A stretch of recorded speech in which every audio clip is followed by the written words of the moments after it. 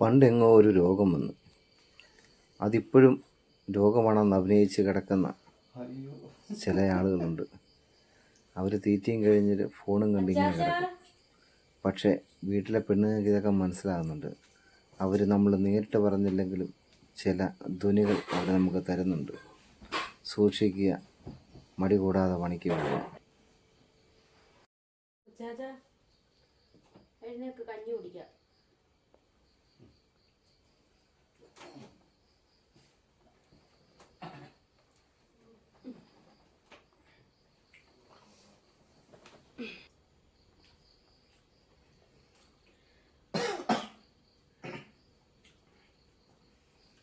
ഉപ്പും മുളകും ഉണ്ടാകുന്ന നല്ലതായിരുന്നു. പക്ഷേ എൻ്റെ പൊന്നു ചാച്ച, അപ്പുറത്തുനിന്നും ഇപ്പുറത്തുനിന്നും എല്ലാം മുളകും ഉപ്പും എല്ലാം മേടിച്ച് ഇനി ഒരു മനുഷ്യർ നമുക്കിനി ഉപ്പും മുളകും ഒന്നും തരത്തില്ല.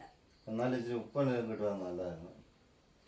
ഉപ്പ് ചോദിച്ചപ്പോൾ മൂക്കള വിഴിഞ്ഞൊഴിച്ചത് കണ്ടെങ്കിലും ഒരക്ഷരം പോലും മടുത്തു പറയാൻ കഴിയാതെ കിടക്കയിലായിരിക്കും.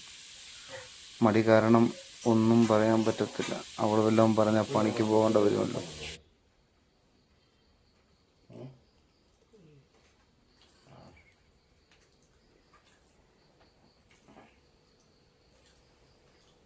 നേരെ ഇരിക്കേ, ചവച്ച് തരട്ടെ.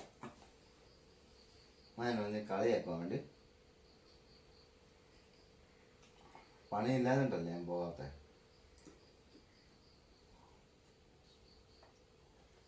എൻ്റെ പൊന്നു ചാച്ച, മര്യാദയ്ക്ക് നാളെ മുതൽ പണിക്ക് പോകണം. ചുമ്മാ അത് വിളച്ചിലും പിടിച്ചു കിടക്കുക. നീ ചിരിക്കുന്നു. എല്ലാ സ്ഥലത്തും പണിക്ക് പോയപ്പോൾ എന്നാ ബുദ്ധിമുട്ടാണെന്നറിയോ? നാള് ലാസ്റ്റ് പണിക്ക് പോയത് ബംഗാളികളുടെ കൂടെയാണ്. അവന്മാരങ്ങോട്ട് രാവിലെ വന്നങ്ങോട്ട് പണി തുടങ്ങും. 8:30 വരും.